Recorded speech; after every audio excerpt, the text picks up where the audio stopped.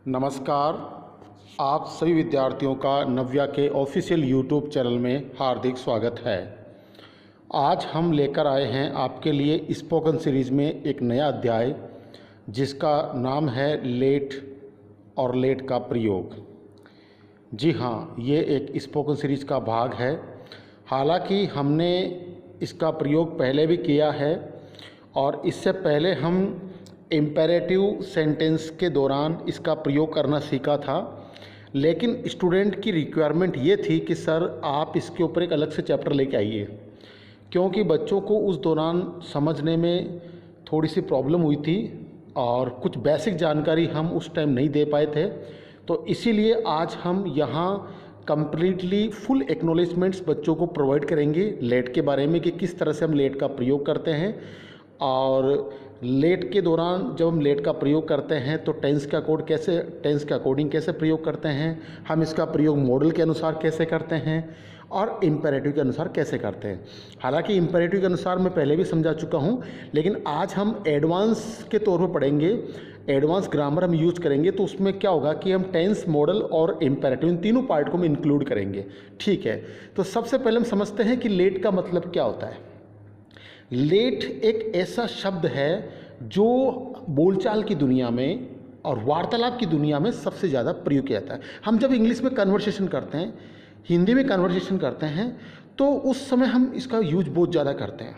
ठीक है, कैसे यूज करते हैं, किस तरह से यूज किया जाता है, वो सब हम आगे पढ़ेंगे। लेकिन आपको सबसे पहले एक चीज़ पढ़नी है कि लेट का मतलब क्या होता है। लेट का मतलब होता है दो। क्या मतलब होता है? दो। अच्छा, दो भी दो प्रकार के होते हैं। वो कैसे होते हैं, आप सारणी के द्वारा समझने की कोशिश कीजिए। ठीक है, आप सारणी देख रहे हैं, सामने सारणी आपके डिस्प्ले हो रही है और उसको आप ध्यान से देखना। आपको मैं एक बार दोबारा आपके सामने उसको डिस्प्ले करता हूँ। ठीक है, आप देख सकते हैं लेट। जैसा कि मैंने आपको बताया, लेट का मतलब होता है देना। अच्छा, और अब मैंने आपको आगे बताया था कि लेट का मतलब देना होता है, लेकिन दो भी दो प्रकार के होते हैं, देना भी दो प्रकार के होते हैं। कैसे समझना है? गिव का मतलब भी देना होता है और लेट का मतलब भी देना होता है। तो इन दोनों में फ़र्क क्या है? फ़र्क एक चीज़ का है कि गिव का प्रयोग हम करते हैं किसी भी सामान को देने के लिए। कोई चीज़ है, कोई वस्तु है, अगर हम किसी को देते हैं तो उसके लिए हम क्या करते हैं? गिव का प्रयोग करते हैं। उसका अर्थ भी होता है देना। इसी प्रकार लेट का मतलब भी देना होता है, लेकिन यहाँ यूजेस थोड़ा सा डिफरेंट है। वो कैसे है कि हम जब किसी को परमिट करते हैं, हम किसी को आज्ञा देते हैं, इजाज़त देते हैं, हम उसे अनुमति देते हैं कि भाई आप ये करो, ये आप कर सकते हो या करो, तो उस दौरान हम क्या करते हैं? लेट का प्रयोग करते हैं। आप इसको एग्जाम्पल के द्वारा समझ सकते हैं। वो कैसे? देखिए, जैसे पेन देना, तो पेन वस्तु हो गई, तो पेन देना वस्तु, हम वस्तु दे रहे हैं, तो उसके लिए हमने क्या यूज़ किया? Give pen. इसी तरह से मुझे खेलने देना, हम परमिट मांग रहे हैं, हम परमिशन मांग रहे हैं, आज्ञा मांग रहे हैं, तो लेट मी प्ले, मुझे खेलने देना या मुझे खेलने दो। अब दो, हम कोई चीज़ थोड़ी दे रहे हैं, यहाँ पे नहीं दे रहे हैं। दो का मतलब हम यहाँ परमिट, हम उससे परमिशन मांग रहे हैं। जो परमिशन मांगने के लिए हम देना का प्रयोग करते हैं। तो ये थोड़ा कन्फ्यूजन आपको दूर करना है। ध्यान रखिएगा कि देना दो प्रकार का होता है। एक देने के लिए हम गिव का प्रयोग करते हैं और एक देने के लिए हम लेट का प्रयोग करते हैं। जब हम लेट का प्रयोग करेंगे तो वहाँ हम किसी को आज्ञा, इजाज़त, अनुमति, आई मीन टू से हम उसको परमिशन देंगे। Is that clear? और अगर हम किसी भी इंसान को हम आइटम देते हैं, वस्तु देते हैं, सामान देते हैं, लगेज वगैरह जो भी हो सकता है, आप किसी भी चीज़ को इन्वॉल्व कर सकते हैं। अगर आप किसी को आइटम दे रहे हैं तो उसके लिए आपको गिव का प्रयोग करना है। यहाँ तक आपको समझ में आ गया? ठीक है, अब हम क्या करेंगे? लेट का मैंने आपको जब चैप्टर की शुरुआत हुई थी उस समय मैंने आपको एक चीज़ क्लियर कर दी थी कि आज हम लेट का प्रयोग एडवांस ग्रामर के तौर पे पढ़ रहे हैं। पहले भी मैंने पढ़ाया था, उसमें केवल बेसिक जानकारी दी गई थी, वो भी इम्पेरेटिव यानी कि आदेशात्मक वाक्यों के अनुसार। लेकिन आज हम क्या कर रहे हैं? इसको थोड़ा आगे बढ़ा रहे हैं। हम एडवांस जो ग्रामर, उसके कंसेप्ट को क्लियर करने की कोशिश करेंगे और उसमें हम दो चैप्टर और इंक्लूड करेंगे। उनका नाम है टेंस और मॉडल। तो टेंस, मॉडल और इम्पेरेटिव, हम इन तीनों के अनुसार इस टॉपिक को क्लियर करेंगे। तो सबसे पहले हम टॉपिक उठाएंगे, उसका नाम है इम्पेरेटिव। हालांकि हमने पहले भी उठाया था, लेकिन इस बार थोड़ा डीपली पढ़ रहे, थोड़ा बेसिक जानकारी और आपको अच्छी देंगे। ठीक है, देखिए लेट का प्रयोग हम इम्पेरेटिव के अनुसार कैसे करते हैं। सबसे पहले आपको समझना है कि इम्पेरेटिव का मतलब क्या होता है। इम्पेरेटिव का मतलब होता है आदेशात्मक वाक्य। हम जब किसी को आदेश देते हैं, हम किसी से रिक्वेस्ट करते हैं, हम किसी से, है ना, तो वो सारी चीज़ें इम्पेरेटिव में शामिल होती है, इंक्लूड होती है। और जब इम्पेरेटिव सेंटेंस हो तो हम वहाँ लेट का प्रयोग कैसे करेंगे, उसके लिए हम आपके सामने एक स्ट्रक्चर डिस्प्ले कर रहे हैं। और इम्पेरेटिव में लेट का प्रयोग करते वक्त हम कौन सा स्ट्रक्चर यूज करेंगे वो देखिए, ध्यान से देखिएगा। जैसे late plus object plus first form of man verb plus etc. Okay, मैं एक बार दोबारा रिपीट कर देता हूँ, late plus object plus first form of man verb plus etc. ठीक है, अब आपको क्या करना है, मैं इसके लिए कुछ नियम बता देता हूँ। सबसे पहले नियम कि पहले स्थान पे लेट का प्रयोग करो। यस, आपको ध्यान रखना है इम्पेरेटिव में सबसे पहले आपको लेट का प्रयोग करना है। और जब लेट का प्रयोग करेंगे तो आपको एक चीज़ का ध्यान रखना है, लेट एक खुद ऑलरेडी मैन वर्ब है। ठीक है, ये खुद एक मुख्य क्रिया है। तो इसके जो टाइप्स होते हैं उसकी जानकारी मैं एक आपको सारणी के द्वारा दे रहा हूँ। आप नीचे सारणी देख सकते हैं, उसमें आपको पूरी जानकारी मिलेगी। ठीक है, वो जानकारी किस तरीके से आप देखिए। जैसे अगर प्रेजेंट सिंपल है हम लेट का प्रयोग करेंगे, लेकिन प्रेजेंट सिंपल में अगर सब्जेक्ट एक वचन है तो लेट्स का प्रयोग करेंगे, उसके पीछे ऐसे इसका प्रयोग कर देंगे जैसा हम आज तक करते आए हैं। इसमें कोई भी डिफरेंट नहीं है, जैसा हम करते हैं वैसा ही करेंगे। अगर आपके प्रेजेंट सिंपल में सब्जेक्ट आपका एक वचन है, सिंगुलर है, तो आप वहाँ पे ऐसे इसका प्रयोग करोगे लेट्स के साथ में। लेट्स साथ क्यों करेंगे, क्योंकि हम लेट्स को यहाँ फर्स्ट फॉर्म के तौर पे कर रहे हैं। और दूसरी बात, लेट्स ऑटोमेटिकली मैन वर्ब के तौर पे यहाँ प्रयोग हो रहा है, तो वहाँ पे मैसेज का प्रयोग करेंगे। लेकिन ये आपको ध्यान रखना है, अगर सब्जेक्ट प्लूरल है, बहुवचन है प्रेजेंट सिंपल में, तो फिर आप ऐसे इसका प्रयोग नहीं करेंगे। दूसरी चीज़, फ्यूचर और पास्ट सिंपल में हमेशा हम लेट का प्रयोग करेंगे। और किसी भी परफेक्ट टेंस में आप लेट का प्रयोग करेंगे, किसी भी परफेक्ट टेंस में।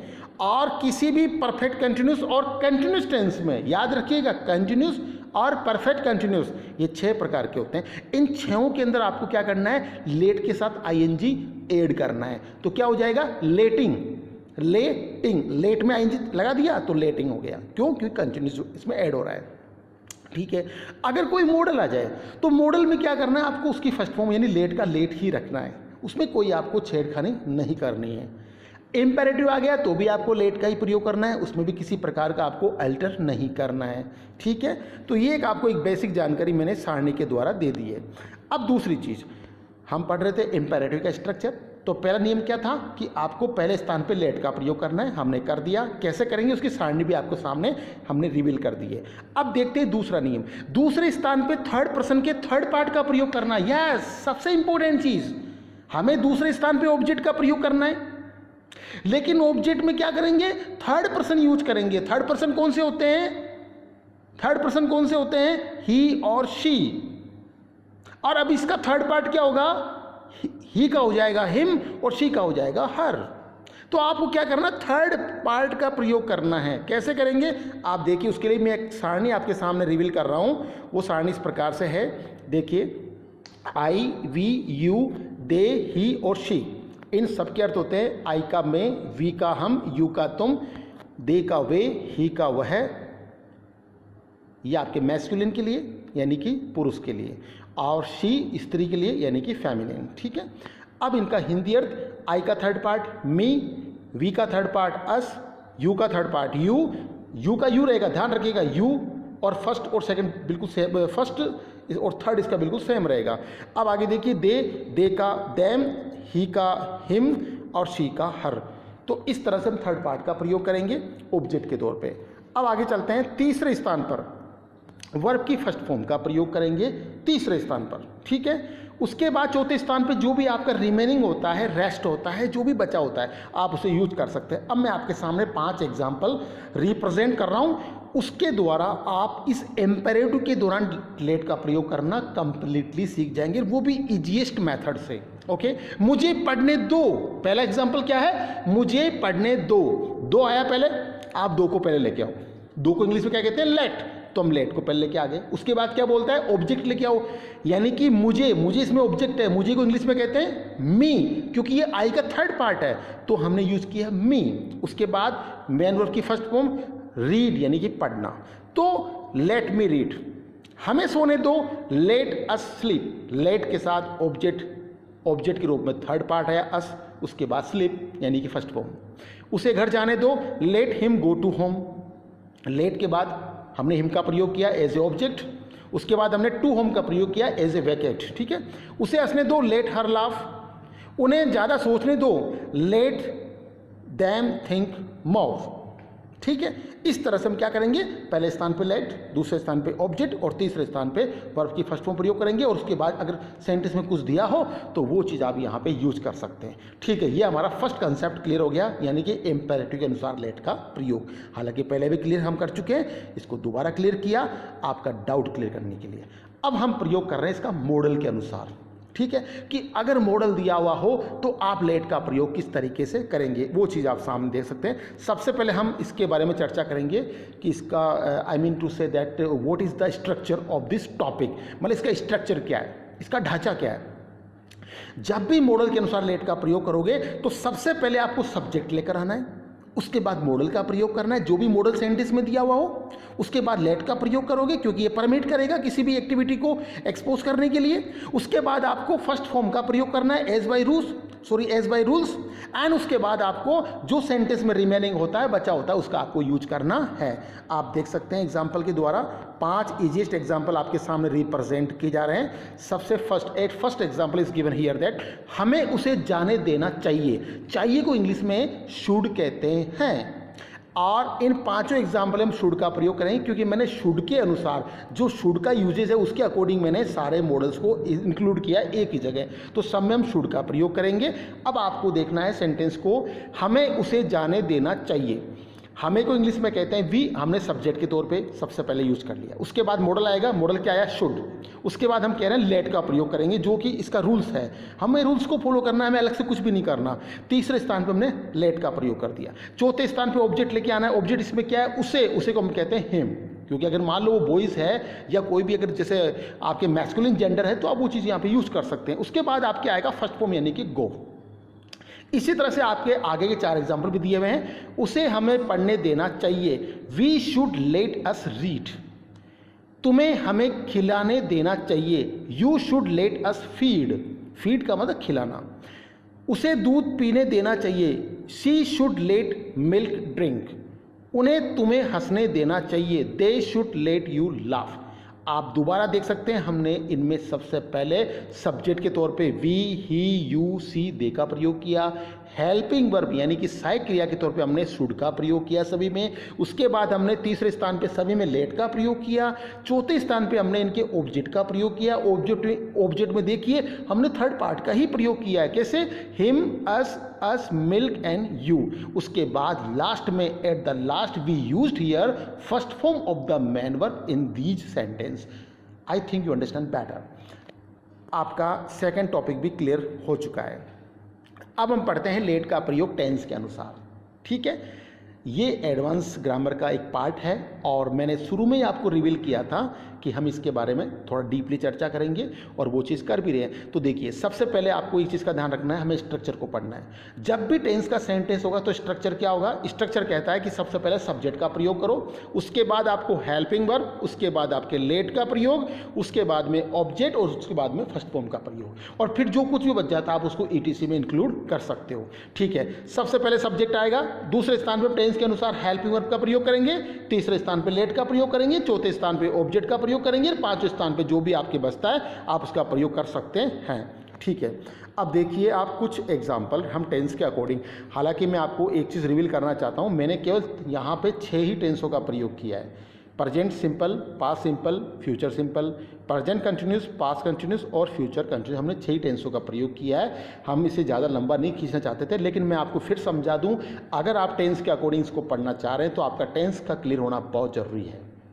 अगर आप मॉडल के अनुसार पढ़ना चाहते हैं तो मॉडल का भी क्लियर होना बहुत ज़रूरी है। तो मैं आपको दोबारा बता दूं, अगर आप इम्पेरेटिव अकॉर्डिंग पढ़ना चाहते हो तो हम स्पोकन के द्वारा आपको इजीली सिखा सकते हैं, हमने सिखाया भी है। लेकिन मॉडल और टेंस में क्या होता है, ग्रामर इंक्लूड होती है। तो आपका बेसिक ग्रामर आना बहुत ज़रूरी है, तभी आप एडवांस ग्रामर के तौर पे लेट का प्रयोग सीख पाएंगे। अब जैसा कि आपको पता है कि हम इसको टेंस के अकॉर्डिंग पढ़ रहे हैं, तो हमारा इन 6 टेंसों का आना बहुत ज़रूरी है। 6 नहीं, पूरे 12 के 12 टेंस आना जरूरी है। लेकिन हम 6 के बारे में बात इसलिए कर रहे हैं क्योंकि हमने 6 के अकॉर्डिंग यहाँ पे एग्जाम्पल सेट किए हैं। ठीक है, तो सबसे पहले आप देखिए प्रेजेंट सिंपल, पास्ट सिंपल और फ्यूचर सिंपल के अकॉर्डिंग सेंटेंस हम उन्हें जाने देते हैं। क्या कर रहे हैं, उन्हें जाने की हम उनको आज्ञा दे रहे हैं, परमिशन दे रहे हैं। हमने उन्हें जाने दिया यानी कि जाने की परमिशन दे दी। हम उन्हें जाने देंगे यानी कि हम उन्हें परमिशन देने वाले हैं। यहां 2 आ रहा है, देते आ रहा है, दिया, देते हैं, दिया और देंगे, इसका मतलब ये परमिट है। एक चीज को आपको यहां क्लियर करना है। ठीक है, अब आप सबसे पहले सब्जेक्ट वी, हम उन्हें जाने देते हैं, we let them go.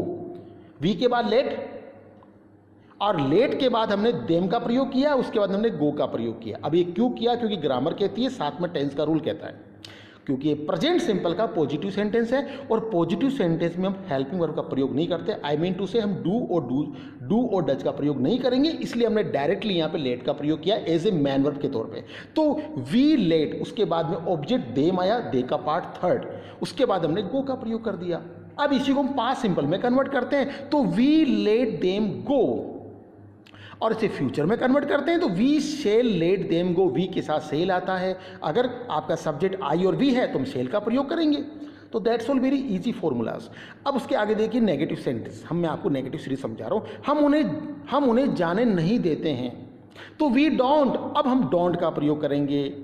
Subject आपका एक वचन होता तो यहाँ पे हम डज का प्रयोग करते हैं तो डज नॉट आ जाता। अब याद रखिएगा, पॉजिटिव में और नेगेटिव में डिफरेंस होता है। आप प्रेजेंट सिंपल पढ़ रहे हैं ना, तो आपको नेगेटिव सेंटेंस में डू डज का प्रयोग करना ही पड़ेगा। तो हमने यहाँ पे we don't let them go का प्रयोग किया।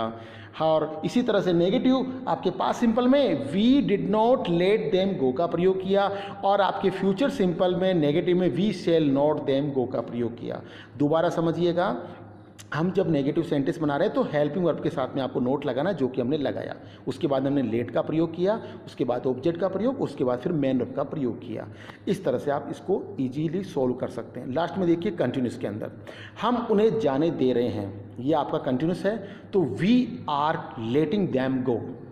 अब यहाँ पे हमने आईएनजी का प्रयोग किया। क्यों किया? क्योंकि लेट के साथ आईएनजी का प्रयोग करते हैं जब आपका टेंस कंटिन्यूस हो या परफेक्ट कंटिन्यूस हो, इसलिए हमने यहाँ पे लेटिंग का प्रयोग किया। हम उन्हें जाने दे रहे थे, past continuous tense, we were letting them go. We आपका प्लूरल है, इसलिए हमने यहाँ पे वर का प्रयोग कर दिया। वी, हम उन्हें जाने दे रहे होंगे, we shall be letting them go. Shall be उस टेंस की आपके हेल्पिंग वर्ब है और वी के साथ सेल आता है, तो इसलिए हमने सेल बी का प्रयोग कर दिया। लेटिंग आईएनजी लगा दिया, देम आपका थर्ड पार्ट हो गया और गो आपकी फर्स्ट फॉर्म हो गई।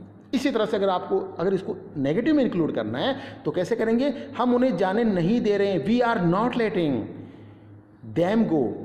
हम उन्हें जाने नहीं दे रहे थे, we are not letting them go. हम उन्हें जाने नहीं दे रहे होंगे, we shall not be letting them go. इस तरह से आप इजीली टेंस के अकॉर्डिंग, मॉडल के अकॉर्डिंग और इंपेरेटिव सेंटेंस के अकॉर्डिंग लेट का प्रयोग स्पोकन के दौरान कर सकते हैं। और याद रखिएगा बच्चों, मेरी नज़र में 80% जो इंग्लिश स्पोकन के सेंटेंस होते हैं वो लेट के द्वारा कंप्लीट होते हैं। तो अगर आप लेट का बहुत ही बढ़िया एक्नॉलेजमेंट्स रखते हैं तो मैं कहता हूँ आप अपनी इंग्लिश में कमांड को फ्लुएंट कर सकते हैं। ठीक है, तो मैं उम्मीद करता हूँ ये आपको चैप्टर अच्छा लगा होगा, पसंद आया होगा। और फिर भी अगर आपके माइंड में किसी प्रकार का डाउट है, सस्पेक्शन है, तो आप मेरे को कमेंट बॉक्स में आप उसको रिवील कर सकते हैं। मैं आपकी पूरी हेल्प करने की कोशिश करूँगा। अगर आपको चैप्टर अच्छा लगा हो तो आप इसे जितना ज़्यादा हो सके स्टूडेंट में शेयर कीजिए और हमारे यूट्यूब चैनल को सब्सक्राइब करना ना भूलिएगा। आप सभी के एक बार पुनः बहुत बहुत धन्यवाद। Thank you so much.